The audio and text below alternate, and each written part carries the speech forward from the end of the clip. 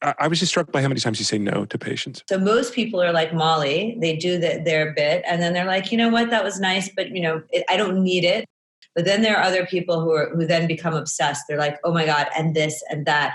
And that's striving for perfection, which can be a very slippery slope. Can I have a new face? Can I have a new face? Just put needles. Just give me needles. That and so much more coming right up on today's episode of The Pod Spotter.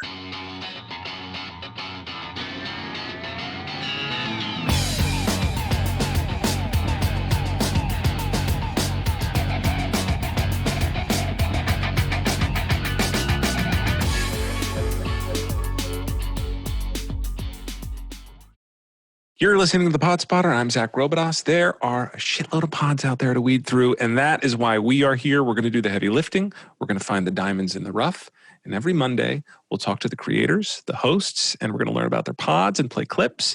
And we hope you find it useful and entertaining. And if you do, subscribe to our pod and visit us at The Pod Spotter and on Facebook and Twitter and Instagram at The Pod Spotter for extra content and information on upcoming shows. Thanks, everybody.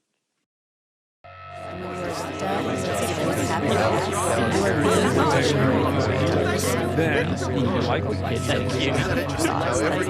Facebook, Twitter, Instagram. It's really a pleasure. I've been screening hundreds of podcasts.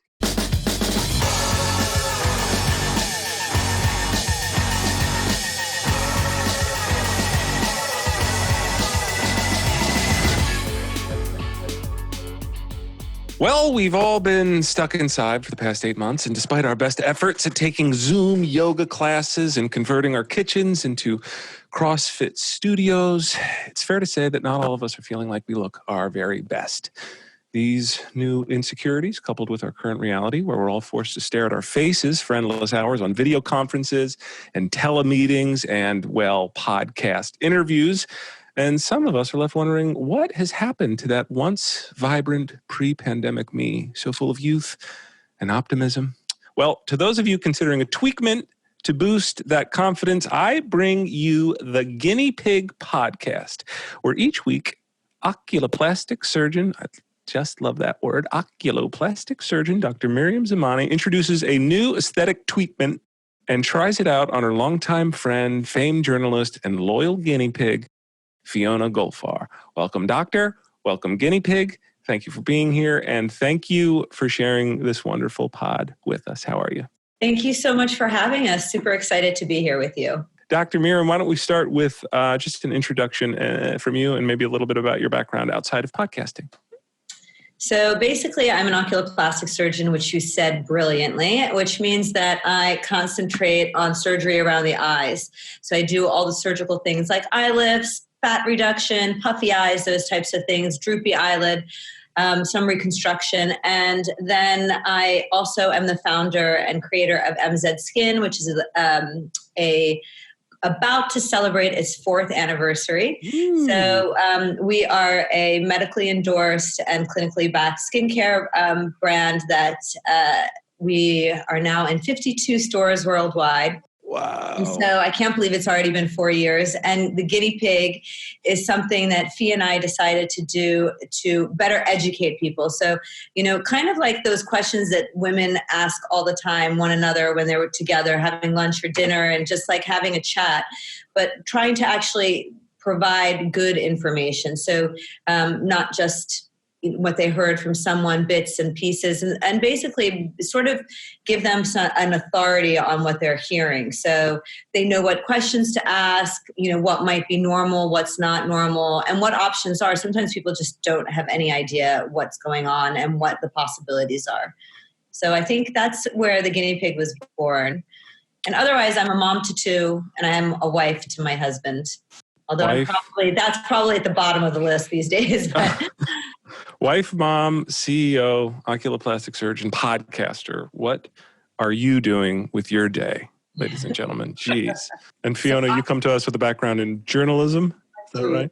I come with a background in journalism, but actually pre-journalism, I come with a very kind of distant background as a makeup artist, because I was a a very, very poorly educated, not through lack of effort on my parents' part, but I refused to be educated. And my father said, if you won't get an education, you may as well learn a trade. And I thought, well, why not? So I'd been a little bit around the fashion industry as a kind of, I'd done some modeling when I was very young, and I'd liked the people, I liked the atmosphere, I liked the kind of campery of it.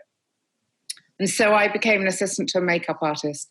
And so my life as a makeup artist really led to my finding myself in the corridors of Vogue one day. And I ran into the new editor at the time. This is maybe now nearly 30 years ago, Alexandra Schulman, who'd just been made the editor of British Vogue.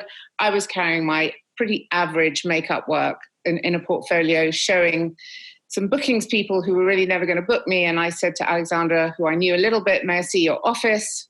She said yes. I took one look and I said, could I come here and make coffee? I never want to put lipstick on anyone again. The short story version of that is that I took my training of looking at faces with me into the magazine. She gave me a very good break. She allowed me to come in 3 days a week and see if I could find a career somewhere in the magazine. And I learned journalism. I learned in the job. I had a voice and I wanted to use it. So I learned to write. So that's a very long story to explain that by the time I came to Maryam, I had a very, very kind of experienced eye at knowing what a face looked like and what I felt beauty was, because I've been around it for so long. And through being at Vogue,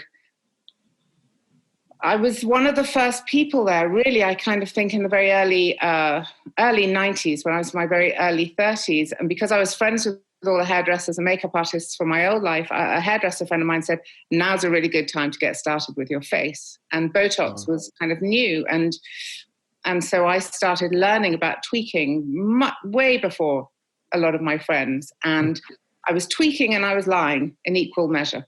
The lying is sort of the impetus for the pod in a lot of ways. It's funny you talk about just sort of normalizing your experience with tweakments. And just in researching just plastic surgery in general, I naturally wanted to talk to everyone in my life who I know that have had tweakments. And everyone was very candid about them, but almost to a person, they were like, but don't bring me up.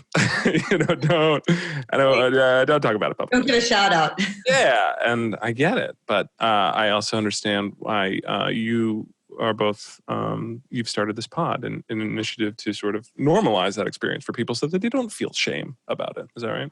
Look, if you have gray hair and you want to dye your hair, your gray hairs, there's no shame in that. No one ever says, oh my God, why are you dyeing your hair? But there are people who shame if they think that you've had a facelift or you've had any surgery done to somehow enhance what you already have or change. So I think there is still a lot of stigma with that. And so it shouldn't be normalized to the point that people, go crazy and or look, dysmorphic or weird. But, if you want to do something that makes you feel better, I think for the self-esteem is really important. Most people, I'd say 99% of people who come into my office do things, or people who are interested in doing things, they do it for themselves. They're not doing it for a partner. They're not doing it for a friend. It's really what they see in the mirror every day that they might think other people are looking at or reacting to, but in actuality, it's all about them. Well, let's share a quick moment, an anecdote that Fiona shared on the podcast from episode. This is one of the first episodes about that sort of shame and stigma early on in one of your very early tweakments. I came out of the hospital and we drove a very old, a vintage car in those days. And I came out of the hospital, I was walking across to the bus stop and I saw, in a kind of bad dream, I saw our car coming over a hill and down the road. And I thought, that's not happening. And it was my husband and my brother-in-law were in this car. And my husband got out with that kind of look on his face, like, what have you done? Oh my God. And my brother-in-law said, are you having an affair with the doctor? And I said, yes. It was better than anything was better. Yes, it was better than having the Botox. Rather than admit to a tweakment, Fiona fakes infidelity. God, I thought Fiona faked something else. Yes, because about a week before that, he'd said to me, if you ever start doing those kind of things, people were beginning to talk about Botox. And in America, you had what's her name? The Bride of Wildenstein. Mm. There was this sort of beginnings of rumblings about people doing very freaky things to themselves. And it was interesting that, my first reaction was to lie, but then my second thought was to defy, because, I was also thinking back to what I was saying about working at Vogue. What was interesting was that magazines at that time and still thought nothing of retouching every image of every model they ever put in the magazine. They made them longer or wider or taller, or their skin was flawless. But at that time, Vogue magazine had never, ever run anything about non-invasive or invasive skin treatments. So we didn't write about Botox. We didn't write about liposuction or tummy tucks. And so we were giving people, it's easy for me to say this now because I'm not working there anymore, but we were giving people this unrealistic vision of what a woman looked like without actually looking into what women could be doing to make themselves not look completely different, but just the kind of things that were available in the market, because the implication was, if you do these things, we're not that kind of magazine, and our readers are not that kind of woman. And I didn't, I suddenly thought, screw this. I'm not that kind of woman, whatever that means. And I knew what that meant. That meant footballers' wives or trashy models, or why can't everyday women do what they want to enhance or feel better, It seemed to me that the more normalized or the more understandable, the better the choices we could make. And just to spell it out for folks, the sort of tagline of the Guinea Pig podcast would kind of have you believe that it's this sort of weird modern day Mary Shelley experiment thing where a doctor tries a new tweakment on patient. Fiona is insatiable and needs to have all of these. But the reality is it's more of a sort of health and wellness, and a guide to not altering oneself, but to create a better version of oneself. Isn't that right? We look at a lot of things. We definitely look at, we look at all the fun things, but we look at Botox and fillers, lip refreshing, and all those gorgeous sounding, acid peels, if you like. Or we also look at things like, health and well-being and what it's really like to be a woman. So I don't know, but that we've given you, I think, the fact that from when I had my children, I only had to cough on a trampoline or playing with my kids, and I practically needed to go out and buy nappies because I had weakened my pelvic floor so much that I needed help with that. And I think it's really important, and Maryam and I both think that it's important to look into those kind of things too, all the unspoken things. It is a public service. It is a true public service, what you're doing. It's very clear. Neither of you need to be doing, no one's trying to get wealthy off of podcasting. You're here just sharing this information and trying to just normalize the female experience. I mean, I think that's the main thing. So the people who listen to us, some of my patients who come in and they say, I love this episode. Some of them stay in silence, like not knowing there's something that can be done and too embarrassed to ask. So I feel in England, especially, Americans are a little bit more open in terms of talking about issues. Just that's part of the culture of being American, which I feel I have. But I feel, in England, a lot of people are, they're worried, that it's not the right thing to say, so it's kind of like when there's a problem, it's like you have a stiff upper lip and you don't say anything and you just carry on, you just keep going. But sometimes it's good to know there's something that can be done.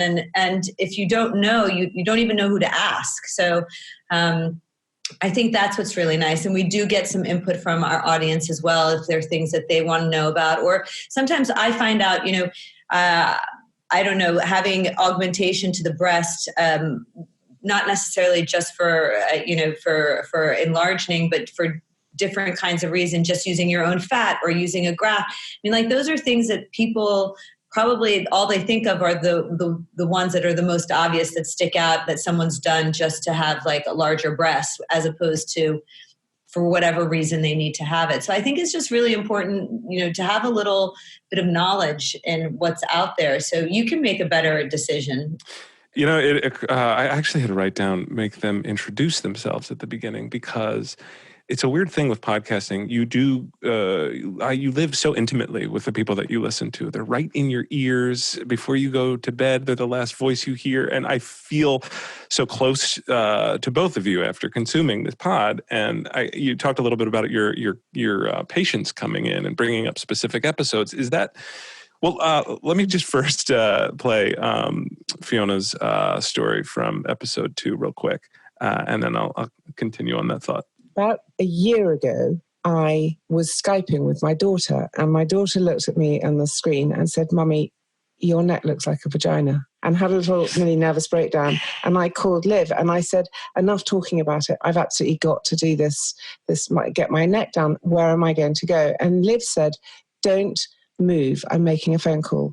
And she made a phone call to Dr. Rajiv Grover, and she set up an appointment for me for the next day. And 10 days later, I was in the hospital having my neck done with Liv, holding my hand, sitting in the seat next to my bed, being my friend, and really more than that, being my my expert and my guru and the person that I really trusted. And Rajiv Grover was absolutely brilliant, and he gave me a fantastic neck lift. And my daughter, well, I'm still not speaking to her. First of all, are you speaking to your daughter, Fiona? You're speaking to Molly, right? That's gone. It depends what day of the week you ask me.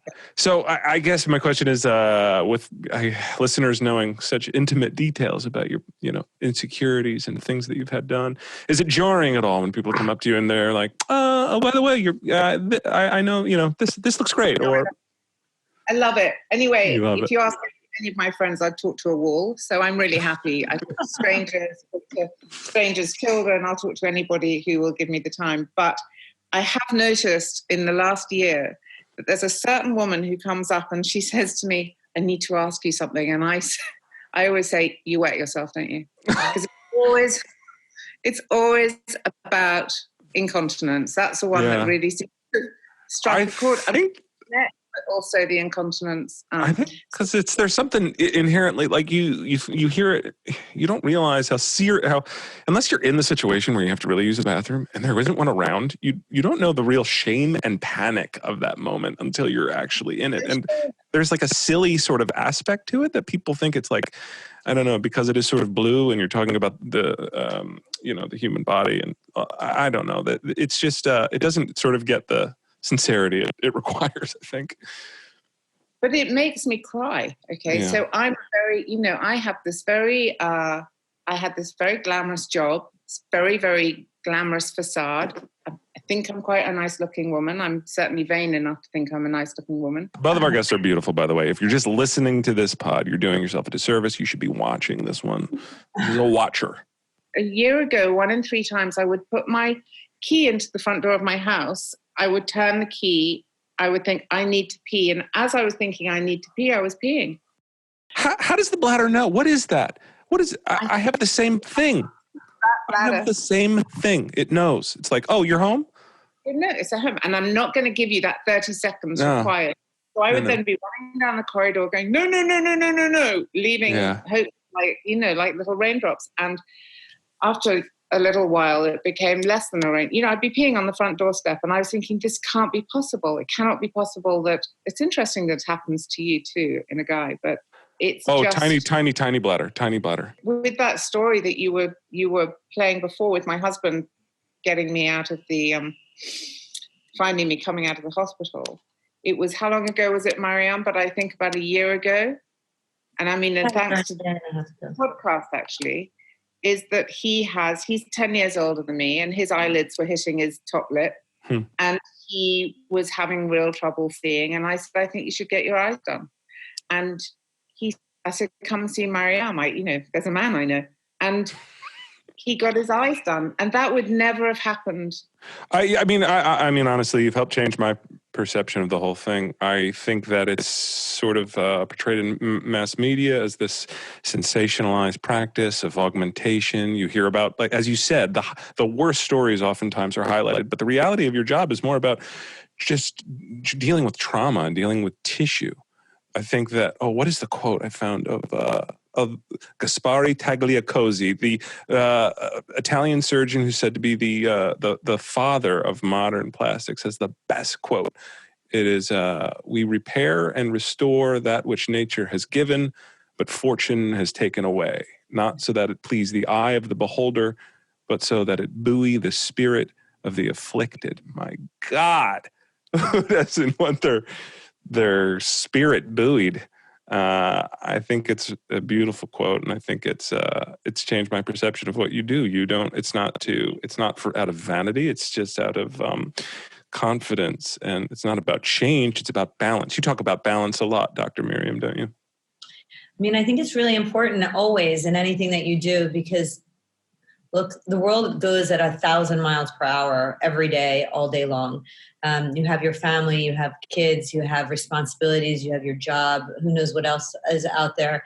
And so, you have to find little bits of joy in sort of whatever it is that brings you joy. And if that means for the 30 seconds a day that you're looking in the mirror, and that thing that used to bother you doesn't bother you, then that's actually a really important thing to do, because you have to find those little fleeting moments of happiness. So for instance, even in little things that I do in my practice, a lot with acne scarring, or with rosacea or with pigmentation, people feel that they need to cover their whole entire face with makeup. They feel that they can't walk out barefaced because they are so self-conscious about how they look. And truthfully, most people don't realize that no one's really paying that much attention, to necessarily, So, but they have that feeling themselves. So if you can decrease that and give them a little boost, that might give them enough confidence to go out for a job that they might not have gone for because they're just too embarrassed to go into that meeting or that, that situation. So those are the things that make me feel really happy about what I do, and give me a lot of joy. Or, men come in a lot, to do, for instance, like sweating on the forehead or on the palms of their hands.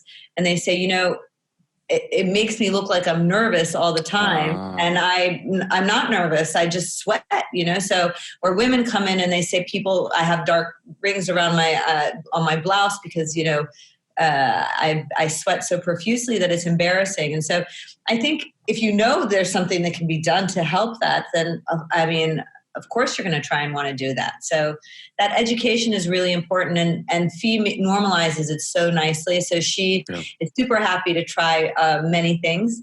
I'm happy to try a lot of it too, actually. Yeah. And not just Fee, and not just Fee's husband. It's a bit of a family affair. Even Molly was in there at one point. And I think it's kind of an awesome piece of audio, just hearing someone see their tweakment for the first time. I want to just play when Molly checked in with herself after having a little nose tweakment.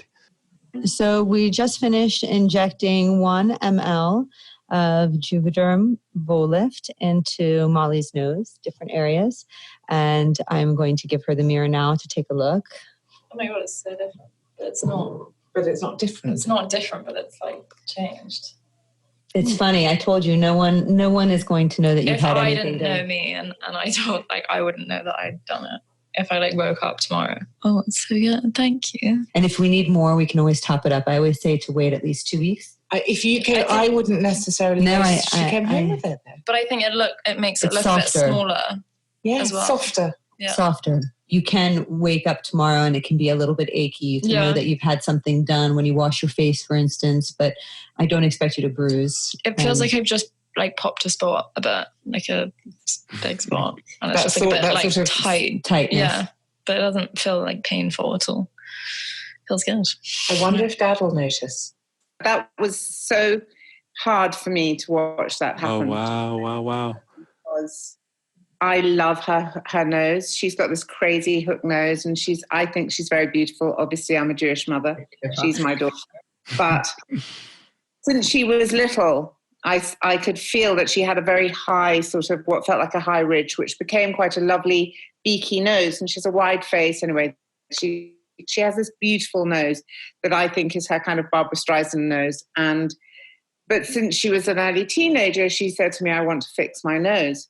And I felt really, really strongly that I didn't want her to. And I said, well, you know, when you're 21, you can make your own mind up, but I'm not taking you to see anybody or doing anything about this nose that I love. And so she hit 21 as we were about halfway through doing the guinea pig. And Maryam said, and I said, you know, she wants to have her nose done. And Maryam said, she doesn't have to have an operation. We could do it with filler. So, and that will, in turn, that will disperse, it'll disperse. Yes. Yeah. So taking Molly in to get her nose done was a really huge, I was very tearful while she was doing it. I watched Maryam putting the needle into my daughter's nose. I mean, I was really, it was hard. It's exactly actually what I hope we can do for people in the podcast. I tell people this all the time. You have to do the things that bother you.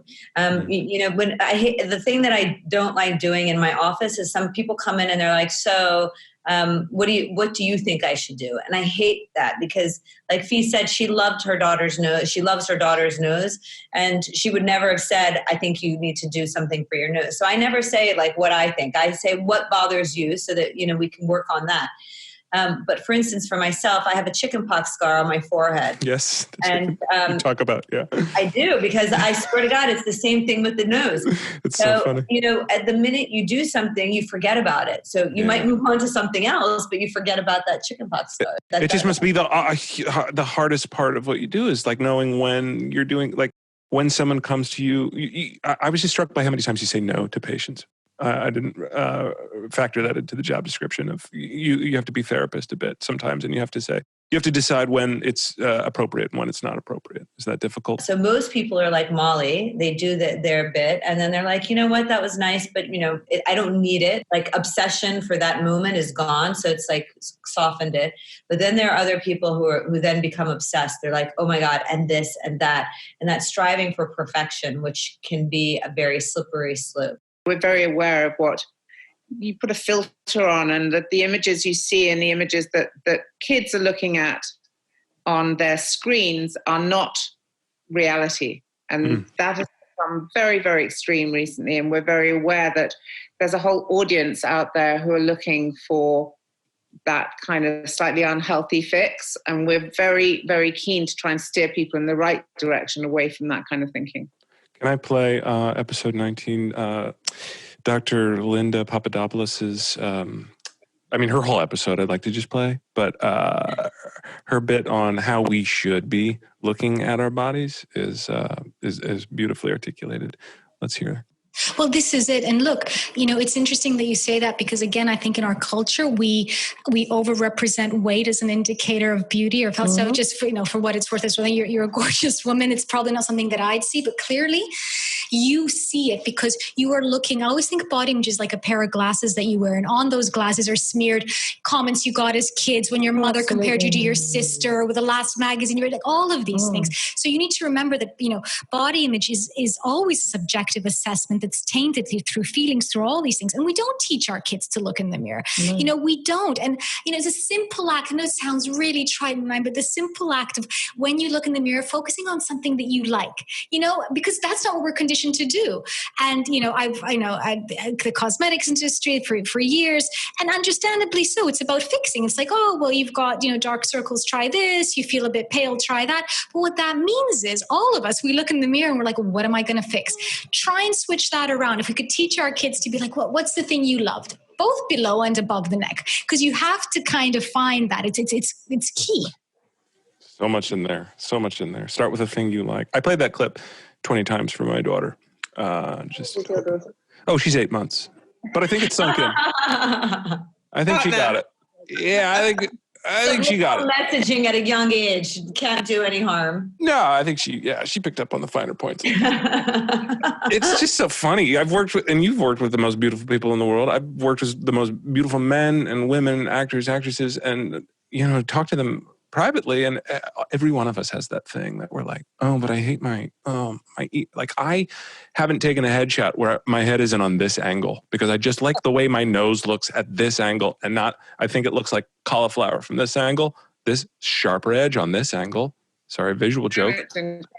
But everybody has that thing, you know? And so I love her take on just focus on the stuff that's working. especially in this day and age. I mean, I think on that series that documentary I watched yesterday said that the rise in suicide amongst teenage girls is, I think, like some crazy number where it was 20 years ago. What was the name of the doc? Well, the social dilemma. It's absolutely terrifying, but it's everything you know. So it's Facebook, Instagram. Well, the Instagram face comes up a lot in your pod, and just for anybody that's not familiar with what the Instagram face is, the Instagram face that we're talking about here that is influencing young women today. We're talking an overly tan skin tone, a South Asian influence with the brows and eye shape, an African-American influence with the lips, a Caucasian influence with the nose, a cheek structure that is predominantly Native American and Middle Eastern. If you have been so fortunate to win the great ovarian lottery and have all of those things, congratulations, you're going to do fine on Instagram. If you're like the rest of us, you're only getting 20 likes a pic, and that's fine. That's the one bad thing that happens, is that sometimes when you are young and you do too much, you don't know if you're young or old. Like, so if someone sees you, they don't know if like you're 25 or 65 because they all have sort of that same aesthetic. But again, it's not just the aesthetic. It's things that are necessary. For Robert, for instance, doing his blepharoplasty was really, it affects quality of life. He won't be using his brows so much. He's not going to be as heavy. He feels better. He looks more awake. That when you look in the mirror and you look fresher, then you feel fresher too. Yeah, I think for you, or somebody mentions how a good tweakment, when it's done properly, it just feels like you just got the best haircut. It's like having the best haircut and walking around post-best haircut. It's a very done well and handled properly and with the right psychology. There's nothing that feels better. It's like going and it's so refreshing. So I spent the whole of lockdown in Cornwall, and I've been, I'm very fortunate. I could swim in the cold sea. I could walk along the cliffs. I have long hair now. I haven't touched my hair in 6 months. Yeah, in 6 months. It was short and platinum, and I was at the hairdresser every 2 weeks because I had the habit of it. I loved it. I loved the whole kind of therapy, nurturing, banter, cappuccino world of it. And then I found myself in Cornwall for 6 months, and actually I stopped being so kind of micro-focused on the way that, all the little details and I'm quite happy with myself. And that was a revelation in itself. And people say, oh, having all these tweakments is expensive, but I'm telling you, it's not as expensive as 3 bottles of Chanel foundation or whatever it is that you're slapping on your face to cover up. I like my skin to be exposed, and so I have the best skin I can have because I've looked after it through tweakments and through Profilo and through a little bit of filler and through all the things to help me look like as natural as I can possibly be without looking freaky for my age. But when I came back to London after my 6 months of lockdown, I gave myself 2 months longer than other people. I came back, I texted Maryam as I was coming to London, and I went, can I have a new face? Can I have a new face? Just put needles, just give me needles. And I went in and she did some Profilo on my face, which is a moisturizing treatment. And then a couple of days later, I saw you, Maryam, and I was like, "Oh my God, I was in blackout. What exactly did I do? I don't even know. She couldn't remember." In a fugue state. Oh. I was so excited though, and I was so happy, and I felt just as happy as if I'd gone and bought myself a fabulous new coat. It made me feel good. It looks great. She's talented. Dr. Maryam is talented, and if you folks are thinking about a tweakment yourself, then go check out the Guinea Pig podcast first, because you will find unbiased information. I think that's what I also appreciated so much about your pod. It is, you talk about how hard it is to find information in beauty because you don't know who is behind, who magazines are beholden to advertisers basically. And it's hard to know if the information is unbiased. And what I like about your team, your duo, is you are okay with asking tough questions, even if it's often friends that are in your company that are trying to sell a new thing. Something that happened with me, which they got caught on what is that? That's a sort of sunspot. It's a sunspot, so it's the same as any sort of so my melasma on the sunspot face. darkened, and it stayed a lot longer after the tan was finished. I haven't actually been able to find the reason for that because I suffer from melasma, and most fake tans do pick up and stick to darker areas for a longer period of time. Perhaps the exfoliation might not be as deep on those spots. For instance, like that's a solar keratosis. So that it's a little bit rough. It's not smooth like your skin. So it probably has more facets to the tag that's there. And if I want to get rid of it, I would use your scrub. Just use a pad. Just use a pad. That's interesting. And if that should happen on the face, it'll pick up if I've got any little skin blemishes. So what you do, if you know about these, I've got one here. Yes, I can see it. I just put a little bit of that rescue cream, so it avoids the area. And you just dot it on. Okay. And the brilliant thing about the brush is you can go around it. Hey, it's an odd piece of audio, but I love it because, well, it first shows your chemistry and your duo, your dynamic, Dr. Maryam's extreme intelligence and Fiona's ability to just I'm going to just ask the tough questions because I know you're selling something right now, but here's a problem that I had. I'm going to raise it. And it's a true indication of your sort of unbiased approach to all of these tweakments that you're highlighting on your show. You brought up an issue with it, and we get to hear the sort of, we get to hear the person have to figure it out with you. Like, here's how you handle that. I don't know. Well, I think that's actually really important. And Fia and I decided very early on because there are a lot of people who could, for instance, sponsor our podcast. But we haven't gone down that route because it's really hard to be completely unbiased if someone is helping you out, even in any sort of small way. So, the things we like because we like them and there's science behind them, or there's a feel-good factor, or at least there's some sort of temporary improvement. But it's never because of the, any sort of financial gain for any reason. It's worth saying I'm not a beauty journalist. And I think that's kind of the key to the guinea pig really is that I'm the consumer, I'm the reader, I'm the person.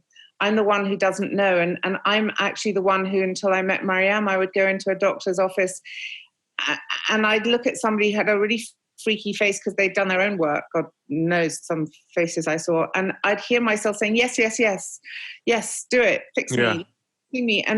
And I think that can happen to people, women, men, is that you feel that there's a holy grail out there and the next person is going to be that person to fix you. And as you say, we're not a magazine. We're not being sponsored by advertisers. And so I am just the punter. I am everybody on the street who's thinking about doing something. And hopefully somebody like Maryam who says to me, stop, you don't need to do all of that. You just a little tiny bit of that now, otherwise you're going to look like a freak. Or, there is a real danger that there's a kind of an endorphin that you can get from doing too much of these things and shopping around and getting overexcited. And hopefully Maryam and I are the kind of the pause button before people go and try things that they shouldn't be trying. You are the pause button. You are the authorities. You are experts on aesthetics and beauty. But are you experts on your own podcast? We have a little game around here. It's called How Well Do You Know Your Pod? I'm going to ask you 3 questions about your podcast. And if you answer them correctly, we will proudly display this guinea pig, what is this? T-shirt. T-shirt? I love you have a T-shirt. Please don't sue us. We made a T-shirt. If you can see the art too, it sort of looks like Dr. Maryam is placing Fiona's head on for the very first time, twisting it on. It's good art. It's very good art. I'm going to ask you 3 questions about your pod. If you answer 2 out of 3 correctly, we will proudly display the guinea pig T-shirt behind us on our pod wall for all of time, or until I move the bookcase. Are you ready for your 3 questions, Dr. Maryam and Fiona? We're ready. Okay. We were born ready. Question the first. It's a sound cue. Can you identify the guest that you had on the Guinea Pig podcast? But here's the thing. I played doctor a little bit, and I made a little tweakment of my own to their voice, so it might be harder to recognize them than usual. I made a little augmentation. Can you identify the guest? The glow is instantaneous. I remember I came out of the clinic, I took a picture just in the street with 0 makeup, having just had it, And I've never had more comments of like, what have you done? What foundation are you wearing? What makeup are you wearing? And actually to be like, no makeup, it's just literally this laser treatment. Laser treatment. Never had more comments on her laser treatment. I was going to say Katie Piper, but would she be without makeup? Not her. Trying to think laser. You know, I First, can't third, listen. early on. It was one of the early on ones? There is a Vogue connection. Was it Alex Schulman? No, it was definitely not Alex Schulman. Probably wasn't Joanne Evans, no. Was it Lisa Armstrong? This is the one and only Jess Steiner. Oh, Jess. Oh, Jess. Yes. Didn't even sound like her. She had the laser genesis, exactly. Laser genesis, that's what it's called. What is laser genesis? It's an Nd:YAG laser that basically helps to stimulate collagen production without any downtime whatsoever, and it's really good for all skin types, just to give it a little, dewiness and supports collagen production essentially. So it's really nice. It's like sort of like a red carpet treatment too. So people love to do it right before they're about to have an important event because it just makes your skin really nice and dewy. Anywhere on the body, you do it. Yeah. Most people do it on the face and the neck. Very good. Laser genesis. Oh, I'm annoyed we didn't get that. We should have remembered. Okay. Yeah, it was a weird question. I'm menopausal. I didn't know that you were going to actually change everybody's voice. But okay. Just hers. That's the last question like that. Horrible question. 2 more. You got these. You'll get the pod swag up there, and then we'll take a quick break. Let's hear the second question. Wait, what is the second question? Oh, here it is. Dr. Maryam. What tweakment made Fiona fall in love with you? In her own words, this is the one that made her fall in love with you. Oh, baby, right to it. For those of you listening, Dr. Maryam is pointing at her earlobe. Let's hear the audio to see if she's correct. Like the thing that really made me fall in love with you is when you told me I needed filler in my earlobes. I mean, that was just brilliant. I wear heavy earrings and you noticed that my earlobes were a bit saggy and getting a bit thin. And I know that sounds disgusting, but you just popped in a little bit of filler into my earlobes and it changed everything. I had, my old earlobes back. How much of your life is that? Do you identify people, like when you're sitting having a coffee, are you like, oh, I could, No. Everybody, the other day I was doing a walkthrough with somebody and sorry, what's the walkthrough? Is that like a consult? Like I was walking through a space with somebody, going over it. And then at the end, she was like, have you been looking at my face the whole time? I was like, no, not at all. Nothing at all. Like, I have no reason to. She's like, I know, I really need to come in and see you. And I was like, you look gorgeous. I wasn't. So you turn it off. But I think people, no. I think people just assume that because of what I do. But no, I don't do that. And because we're all insecure and scared that we're this is true. Not beautiful. I noticed Maryam's trainers and you noticed my earlobes. So I walked in with really cool trainers on and she was like, your earlobes need filling. I was, there we are. That is meeting cute right there. That is the best meet cute story I've ever heard. And it is a correct question, which means you only need to get this last one. This one's for Fiona. For the win, what is an O-shot? Thank you. An O-shot is a injection of PRP, which is platelet-rich plasmas. Are you nodding, Maryam? Which I had injected into my, are you ready?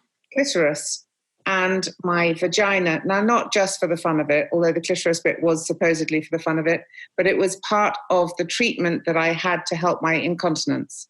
So that is the O-shot. And the doctor who did it told me that it was such an effective shot that I'd be having an orgasm when I went over a speed bump.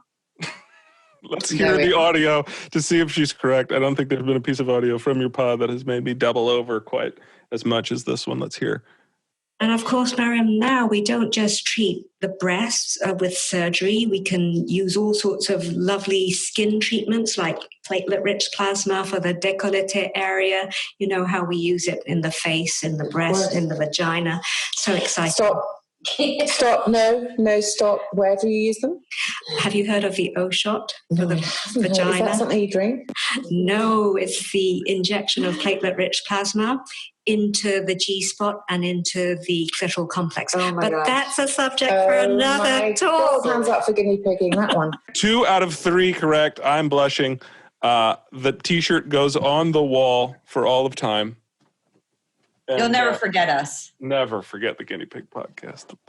Let's take a quick break. When we come back, we'll get into some rapid fire tweakment questions for the good doctor and the good guinea pig.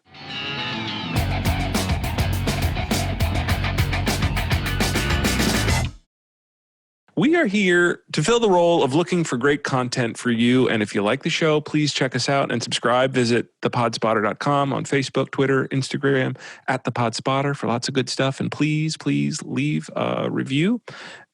So subscribe, rate, review on Apple Podcasts, and spread the word. We release every Monday with a great new pod that you should be listening to. And we're just going to keep plowing ahead, so please keep listening. If you have any suggestions on pods that we should feature, please drop us a note on any of our social media platforms or at thepodspotter.com. Thanks, everybody.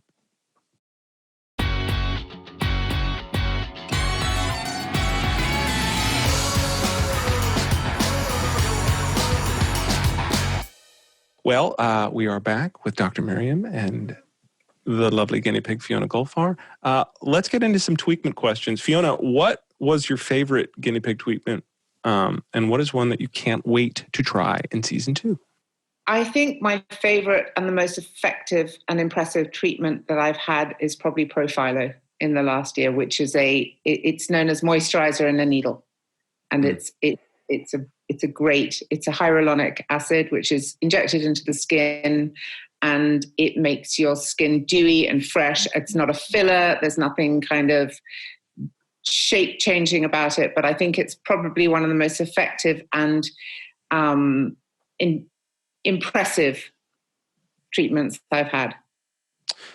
Is there a tweakment, in either of your opinions, that wins the Slippery Slope Award historically? And by that I mean, what is there one that you do once and you're like, now I'm in. Now I have to keep going. Yeah. Botox is one of them. Botox, yeah. I think so because fillers, for instance, they're long lasting. So usually I tell people it lasts between 9 and 18 months, depending on what kind of filler. So they kind of forget about it for a while. Just like Molly, even though it's come back, her nose has gone to the way that it was. She doesn't really think about it anymore because she's over that. And so people kind of forget about that. Lasers, a lot of times, they're just infrequent. They're not something you do constantly. And also they're a little uncomfortable. So, people don't want to keep doing them. So they don't think about that. But botulinum toxin is something that, once they can see that they don't have the lines and the wrinkles and it's short acting, it only lasts between 3 and 5 months. They're like, oh, I really need that. Like I can say I've been, except for when I was pregnant with my second child, I've basically been doing Botox since after my first baby. So in my late 30s, I started using it, and I might not do it everywhere all the time, but I still am. I always have a little bit of Botox in me at any given time. What tweakment wins the bang for your buck? Short-term, low-cost confidence booster. You kind of mentioned one already from the sound cue, but you have the big interview. You have the Zoom interview coming up, or you have the first date or something. You don't have a ton to spend, but you want to get something done. I have a facial once a month, and I've had forever, as long as I can remember. And any good facialist should have those machines. So you don't always have to go and see a doctor.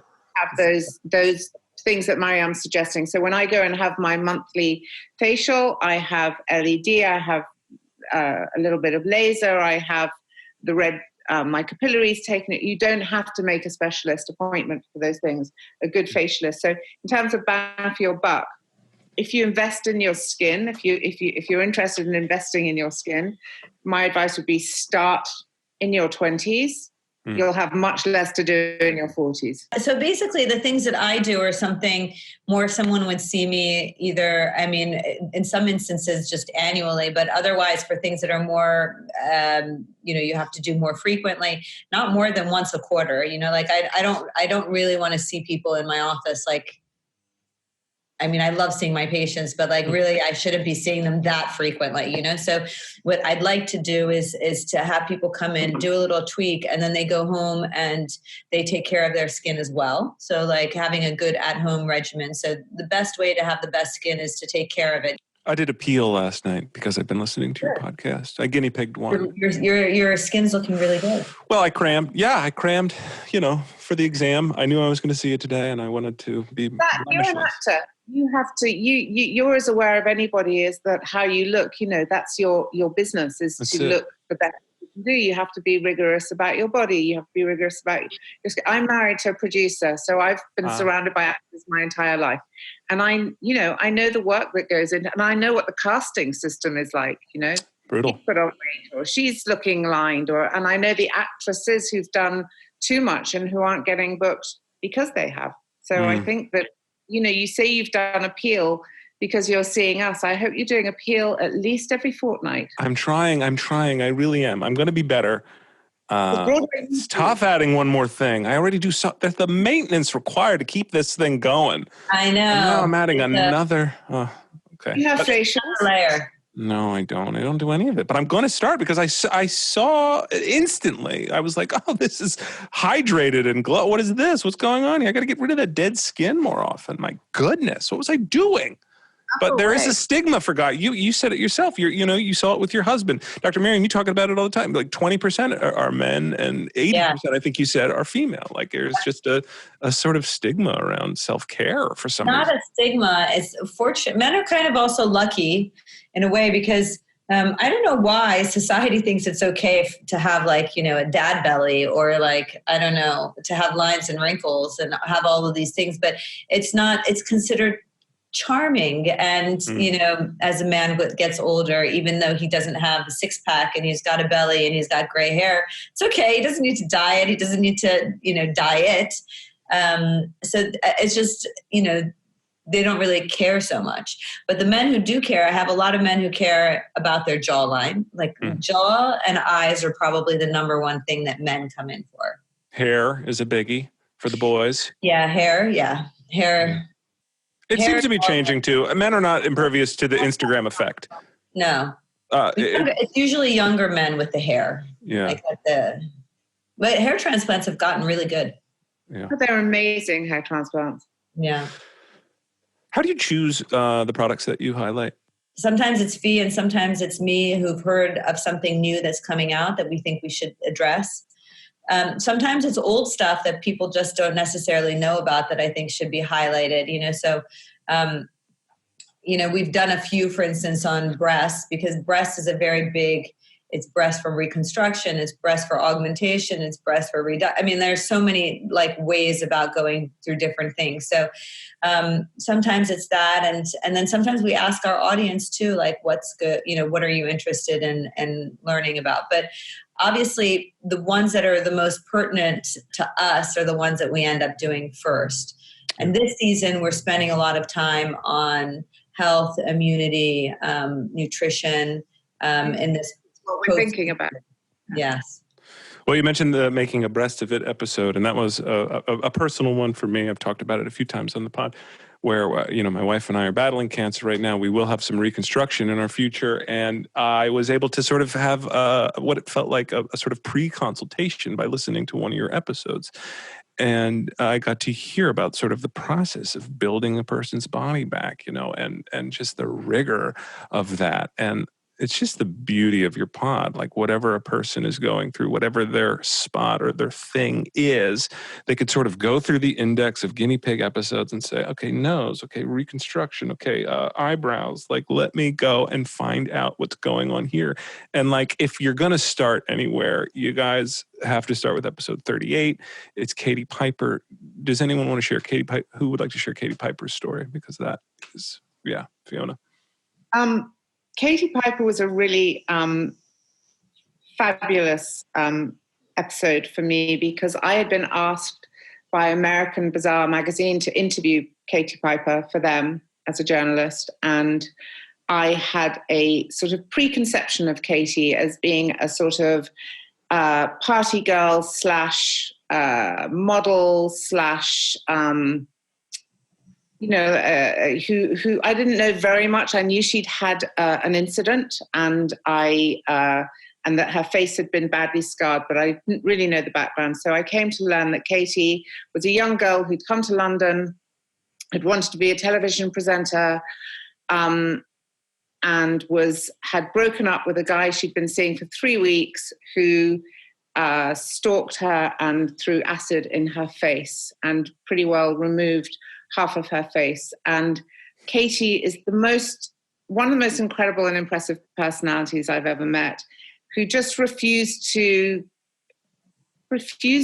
accept that this was her fate to be somebody. So she fought back. She let the TV crews into her house and into the hospital while she underwent, I think, something like 36 reconstructive operations, where she had her skin grafted back, where she rebuilt her life, her confidence. This was a girl who, to get her to leave her parents' house a year into having had this happen to her, to walk down a street, to go into a shop with her sister, to go to a makeup counter, she rebuilt her life, and boy, oh boy, did she rebuild it.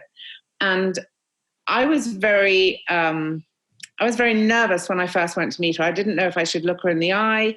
I didn't know if I should really kind of look at her face as if I was examining what had happened to her. Her eyes are quite quirky. She's very beautiful, Katie. But the thing that really struck me was that as well as rebuilding her life, her career, she's built a charity to help people who are also kind of burns victims. And she has got an amazing sense of self, an amazing sense of humor, and an amazing abiding interest in beauty. And that was the thing that really, she's interested in her own beauty and her hair, the color of her hair. When she's too blonde, people heckle her, they wolf whistle her in the street, and then they see her face and they go, ugh. So she was terrified to be too blonde for a while, because if she turned and they saw the scarring of the reaction. But what really struck me, and I don't know, maybe you as well, Maryam, was her sense of playfulness and her enjoyment of beauty and her own sense of her own beauty. And she led us in that conversation. And she was and is one of the most inspirational people I've ever met. At the root of what happened to me was a man deciding, I'm going to make her undesirable. I'm going to not kill her, but stop her. And he's not that person to be able to do that. He had that choice for a few seconds to hold me back, but I wouldn't let him have that choice to reign for all of my life. And it's the same in everyday life. We must never let outsiders' unsolicited opinions and advice stop us in our tracks or alter how we act.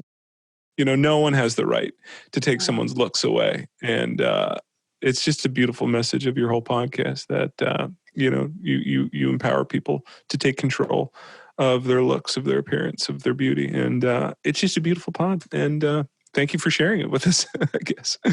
Thank you for being here, and thank you for talking about it. Oh, Zack, thank you for having us. It's the Guinea Pig podcast. Get it everywhere you get your podcasts. And ladies, it is the last 5 minutes of our podcast, which means no one's here anymore. No one is listening. Everyone has left. They've, stopped the jog, and they've cooked the Blue Apron, and a long time ago, they're done. They're done with us. So it's really just our time to say and talk about basically whatever we'd like to, because no one can hear us. No one is here. And I will go first by sharing a scar that I have on my, just my right, just my armpit. I have a scar there because I do a little tweakment once every 2 weeks. I don't know that I even tell my wife. I trim my armpit hairs every 2 weeks.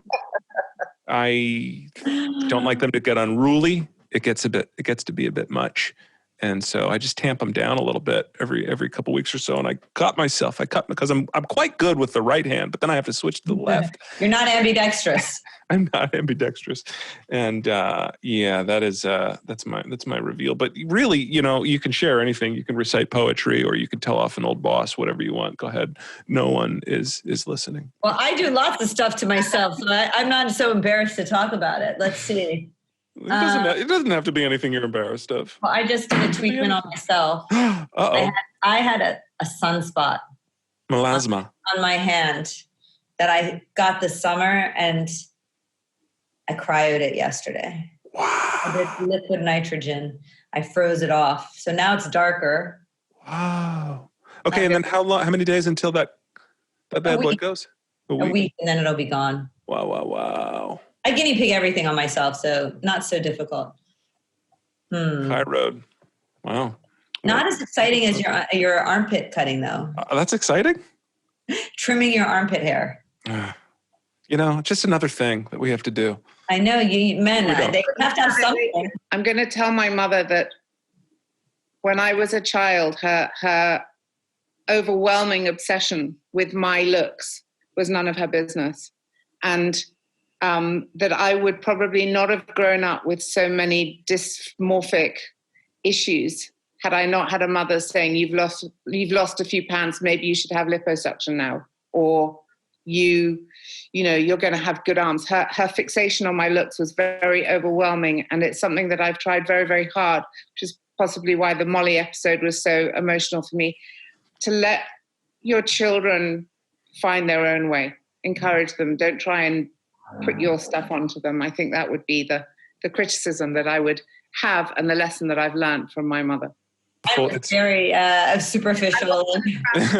I wish I wouldn't have shared about my armpits. Yeah, me too. My little... Can we do over? Well, I think, my cousin said to me, whatever your children's issues are, you're going to have given them to them by the time they're 4. So it's something that they with me. So I say with Molly, it's none of my business. It's her journey. I'm just here to support her. So for my 8-month-old daughter, your advice to me is to just... Don't get her nose done yet. Don't get her nose done yet. It's beautiful. Well, you talk about your mother's relationship quite a bit on your pod, and your relationship with Dr. Maryam has been likened to Odd Couple and, some of those comic duos, but I often hear her mother you quite nicely in some ways that it feels like you wish your own mother would. And I just love that aspect of your relationship as well, because she'll often share things that it almost wish you heard more. I think relationships between women should be mother, sister, friend. I think women can do that for each other. And I think particularly in this particular podcast, we are there to be mother, sister, friend to each other and to the people who listen to us, I hope. Beautiful place to end. I want to thank you both again for your time, and thanks for sharing the pod. It's the Guinea Pig Podcast, wherever you get your pods. And thanks, everybody.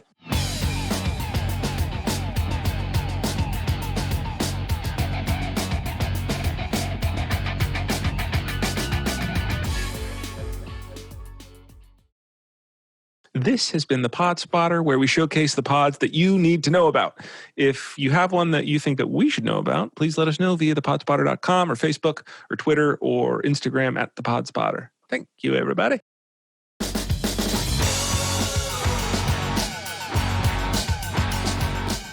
This has been Zack Robonos. The Pod Spotter is created by the Price Brothers, produced by Oink Inc. Radio, associate producer Tori Adams, and is recorded and produced at Baker Sound in Philadelphia.